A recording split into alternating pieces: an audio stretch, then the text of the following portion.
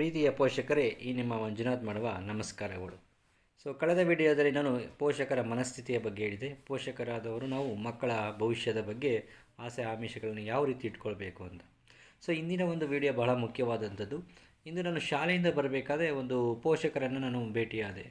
ಆ ಪೋಷಕರು ಹೇಳ್ತಾ ಇದ್ದಾರೆ, ಸರ್, ನಮ್ಮ ಮಗು ವಿದ್ಯಾಭ್ಯಾಸದಲ್ಲಿ ತುಂಬ ಹಿಂದೆ ಉಳಿತಾ ಇದೆ. ಕಳೆದ ಶಾಲೆಯಲ್ಲಿ ನಮ್ಮ ಮಗು ನೋಡಿದ್ರೆ ತುಂಬ ಉತ್ತಮ ಅಂಕಗಳನ್ನು ಪಡಿತಾ ಇತ್ತು. ಬಟ್ ಈಗ ಈ ಶಾಲೆಯಲ್ಲಿ ಜಾಯಿನ್ ಆದಾಗ ಯಾಕೆ ನನ್ನ ಮಗು ಉತ್ತಮ ಅಂಕಗಳನ್ನು ಪಡಿತಾ ಇಲ್ಲ ಅಂತ.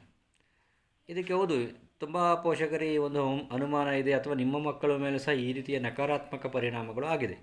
ಉದಾಹರಣೆಗೆ, ಒಂದು ಮಗು ಬೇರೆ ಶಾಲೆಯಲ್ಲಿ ಉತ್ತಮ ಅಂಕಗಳನ್ನು ಪಡಿತಾ ಇತ್ತು ಅಂದರೆ, ಉದಾಹರಣೆಗೆ ಒಂದು 100 ಮಾರ್ಕ್ಸ್ಗೆ ಅಂದ್ಕೊಳ್ಳಿ, 100 ಮಾರ್ಕ್ಸ್ಗೆ ಒಂದು 95 ಮಾರ್ಕ್ಸನ್ನು ತಗೊಳ್ತಾ ಇತ್ತು ಅಂದ್ಕೊಳ್ಳಿ.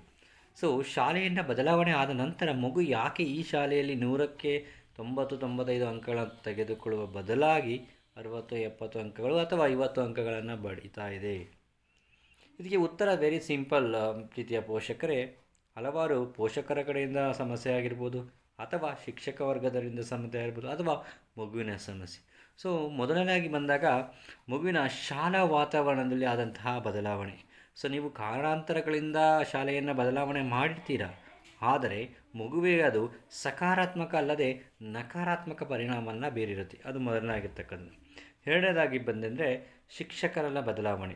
ಉದಾಹರಣೆಗೆ, ಅಲ್ಲಿನ ಶಿಕ್ಷಕರು ತುಂಬ ವರ್ಷಗಳಿಂದ ಮಗು ಅಲ್ಲಿ ಓದ್ತಾ ಇರುತ್ತೆ.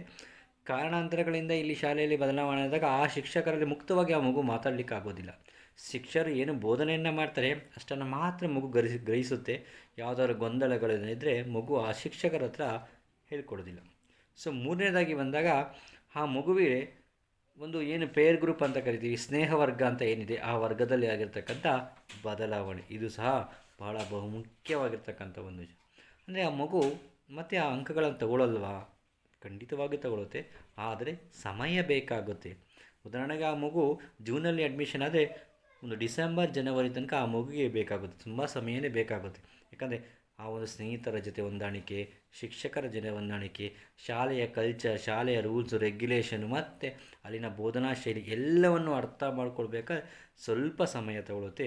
ಪ್ರೀತಿಯ ಪೋಷಕರು ಮತ್ತು ಶಿಕ್ಷಕರಾಗಿ ನಾವು ಏನು ಕೆಲಸವನ್ನು ಮಾಡಬೇಕು ಅಂದರೆ, ಆ ಮಗುವಿನ ಉತ್ತಮ ಬೆಳವಣಿಗೆ ನಾವು ಸಹಕಾರವನ್ನು ಮಾಡಬೇಕು.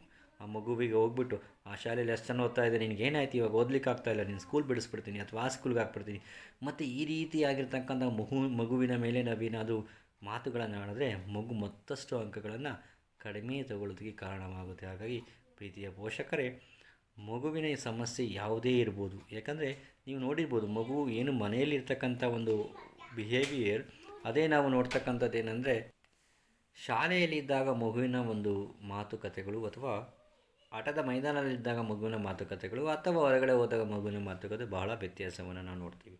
ಹಾಗಾಗಿ ಪೋಷಕರು ಯಾವುದೇ ಮಗುವಿನ ಸಕಾರಾತ್ಮಕ ನಕಾರಾತ್ಮಕ ಬೆಳವಣಿಗೆಗಳಿದ್ದಲ್ಲಿ ಅದು ಶಿಕ್ಷಕರ ಜೊತೆ ಕೂತು ಮಾತಾಡಿ. ಶಿಕ್ಷಕರು ಅದಕ್ಕೆ ತಕ್ಕನಾಗಿರ್ತಕ್ಕಂಥ ಒಂದು ಸೊಲ್ಯೂಷನನ್ನು, ಮಾರ್ಗದರ್ಶನವನ್ನು ನೀಡ್ತಾರೆ. ನೀವು ನಿಮ್ಮ ಮಗುವನ್ನು ನಕಾರಾತ್ಮಕವನ್ನು ಬಿಟ್ಟು ಬರೀ ಸಕಾರಾತ್ಮಕವನ್ನು ಹೇಳಿದಾಗ ನಾವು ಅದ್ರ ಕಡೆ ಏನು ಮಾಡಲಿಕ್ಕೆ ಆಗೋದಿಲ್ಲ. ಹಾಗಾಗಿ ಶಿಕ್ಷಕ ಮತ್ತು ಪೋಷಕರಾಗಿರ್ತಕ್ಕಂಥ ಇಬ್ಬರ ಕರ್ತವ್ಯ ಏನು ಅಂದರೆ, ಮಗುವಿನಲ್ಲಿ ಏನೂ ಇರೋದಿಲ್ಲ. ಮಗುವಿನಲ್ಲಿ ಯಾವುದು ಕೆಟ್ಟದ್ದು ಒಳ್ಳೆಯದು ಯಾವುದು ಹೇಳೋದು ಸಹ ಮಗು ತಗೊಳುತ್ತೆ. ಯಾವ ಮಕ್ಕಳು ದೊಡ್ಡವರಿರಲಿಲ್ಲ, ಅಥವಾ ಯಾವ ಮಕ್ಕಳು ಸಹ ತುಂಬ ಬುದ್ಧಿವಂತರಿರಲಿಲ್ಲ. ಅದನ್ನು ಆ ಮಟ್ಟಕ್ಕೆ ತಗೊಳ್ತಕ್ಕಂಥ ಶಕ್ತಿ ಪೋಷಕರು ಮತ್ತು ಶಿಕ್ಷಕರಾಗಿ ನಮಗೆ ಇರುತ್ತೆ. ಪ್ರತಿಯೊಂದು ಮಗುವಿನಲ್ಲಿ ಅದರದೇ ಆಗಿರ್ತಕ್ಕಂಥ ಒಂದು ಆಸಕ್ತಿಗಳು ನಾವು ಕಾಣಿಸ್ಕೋತೀವಿ. ಅಂಥ ಆಸಕ್ತಿಗಳ ಕಡೆ ನಾವು ಗಮನವನ್ನು ಕೊಟ್ಟರೆ ನಿಜವಾದ ಉತ್ತಮ ಸಮಾಜಕ್ಕೆ ಪ್ರಜೆಯಾಗಿ ಮಗುವನ್ನು ಮಾಡ್ಬೋದು. ಪ್ರೀತಿಯ ಪೋಷಕರೇ, ನಿಮ್ಮ ಮಗುವಿಗೆ ಸಂಬಂಧಪಟ್ಟ ಯಾಕಂದರೆ ಅದು ಶಿಕ್ಷಕರಾಗಿ ನಾವು ಮಗುವಿನ ಅರ್ಥವನ್ನು ತುಂಬ ಚೆನ್ನಾಗಿ ಮಾಡ್ಕೊಳ್ತೀವಿ. ಯಾಕಂದರೆ ಶಾಲೆಯಲ್ಲಿ ತುಂಬ ಮಕ್ಕಳನ್ನು ಸಾವಿರಾರು ಮಕ್ಕಳುಗಳನ್ನು ನೋಡಿರ್ತೀವಿ. ಆ ಮಗುವಿನಲ್ಲಿ ಆಗ್ತಕ್ಕಂಥ ಬದಲಾವಣೆಗೆ ಕಾರಣಗಳೇನು ಅಂತ ಒಂದು ವೈದ್ಯರಿದ್ದಂಗೆ, ಡಾಕ್ಟರ್ ಇದ್ದಂಗೆ, ಡಾಕ್ಟರ್ ಒಂದು ಪೇಷಂಟ್ನ ಚೆಕ್ ಮಾಡ್ತಿದ್ದಂಗೆ ಇಮಿಡಿಯೇಟ್ಲಿ ಹೇಗೆ ಹೇಳ್ತಾರೋ ಆ ಮಗುವನ್ನು ನಾವು ಹಾಗೆ ನೋಡ್ತಿದ್ದಂಗೆ ಹೇಳ್ತೀವಿ, ಆ ಮಗುವಿನ ಯಾವ ಸಮಸ್ಯೆಯಿಂದ ಮಗು ಓದ್ತಾ ಇಲ್ಲ, ಅಥವಾ ಆ ಮಗು ಓದಲಿಕ್ಕೆ ಯಾವ ರೀತಿಯಾಗಿರ್ತಕ್ಕಂಥ ಪ್ರೋತ್ಸಾಹ ಬೇಕು ಅಂತ. ಪ್ರೀತಿಯ ಪೋಷಕರೇ, ಮಗುವಿಗೆ ಸಂಬಂಧಪಟ್ಟ ಯಾವುದಾದ್ರೂ ವಿಷಯಗಳು ಬೇಕಾದಲ್ಲಿ ದಯವಿಟ್ಟು ನನ್ನ ಸಂಪರ್ಕಿಸಿ. ನನ್ನ ಕೈಲಾದಷ್ಟು ಮಗುವಿನಿಗೆ ಉತ್ತಮವಾದಂಥ ಮಾರ್ಗದರ್ಶನವನ್ನು ಕೊಡ್ತೀನಿ. ಧನ್ಯವಾದಗಳು.